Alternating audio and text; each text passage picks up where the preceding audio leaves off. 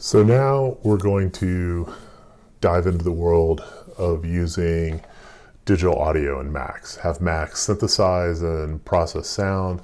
So we're going to work with the audio side. Just to get started, we're going to look at our audio status. That's that place in every program that shows you what driver you're using and your input and output device. So mine's going to look a little bit different because I'm doing this movie, but this has all your input audio drive input devices, built-in microphone, or your audio interface. And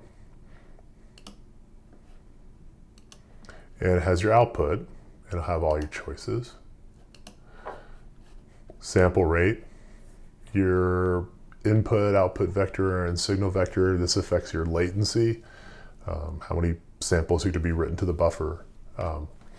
If you're doing interactive music with live audio coming into the computer, you want to keep this down pretty low. The other thing you're going to see on here is how much CPU you're using, because now when we're doing digital audio, you're going to actually be generating more computer power, and you need to keep track sometimes of how much you're doing. For our exercises in class, most of the stuff isn't going to be a problem. So I'm going to close this. It's under the options. You can also get to it from your preferences. Actually, I want to show you the audio preferences under here. So it's up under your options for audio status. Now, to do audio, we need to have some way of playing the digital audio. So I usually start at the end with the digital audio converter. Max supplies an object called the EasyDAC, and block the patch. That lets you turn audio processing on and off by clicking on the object. Because in Max, you don't always want to hear the sound as you're processing along. So unlike the MIDI side, you need to tell Max when you want it to be working on audio so that you can hear it. You also have a button to turn it on down here in the lower right corner.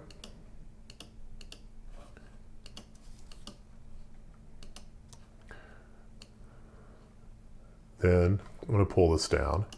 Let's put together, let's call up an audio object.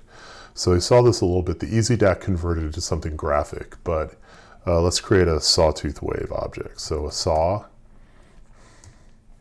with the tilde, and that tilde is what tells you that the object's operating at audio rate. It's operating at the sample rate. Think of it as like a little sine wave. Sawtooth is saw is an anti-alias sawtooth oscillator. Means that the overtones are not going to go above the Nyquist. We can give it an initial frequency for an argument. And now we're going to start doing a lot of things in floating point. Amplitudes from 0 to 1, frequencies, all sorts of things now we're going to be doing in floating point, more than we're doing in MIDI, which is just using integers. So then let's also now hook up, in its most basic, we need a gain slider. And so gain tilde is going to convert. This looks like a slider. If you can tell, the little hash in the background is the difference. So we're going to bring an audio input, and then it has output. And we're going to hook that up to both outputs of the EasyDAC, lock the patch, turn on audio processing,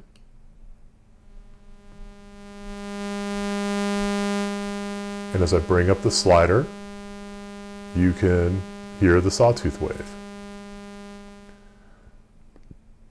And pull it down, let's unlock, and I can, in its most basic, let's add a floating point number box.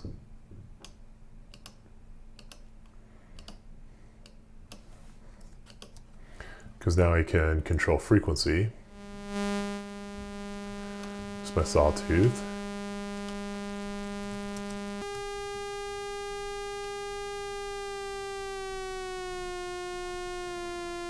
Dragging it with the mouse to change, or I can type something in.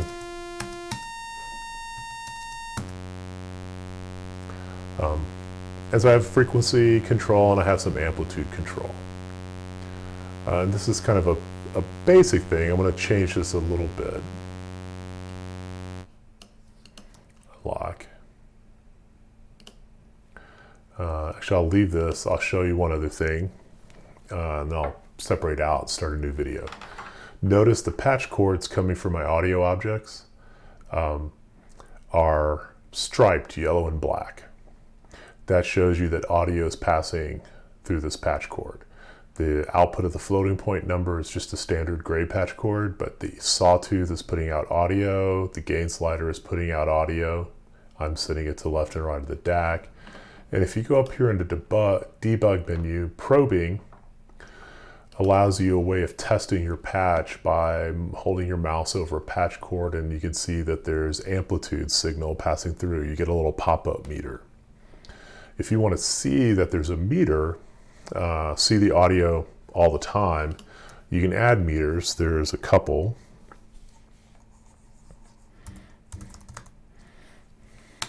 Meter is your standard, looks like a tape recorder meter.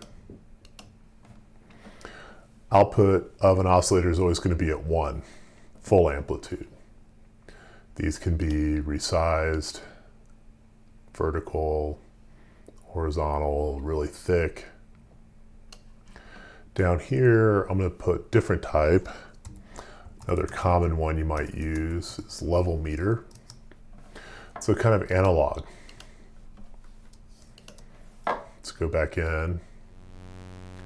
As I bring up, you can see the level meter needle rising, right? And so that gives you a way of just tracking signal. It'll be helpful to put meters in your audio patch so to see that they're happening.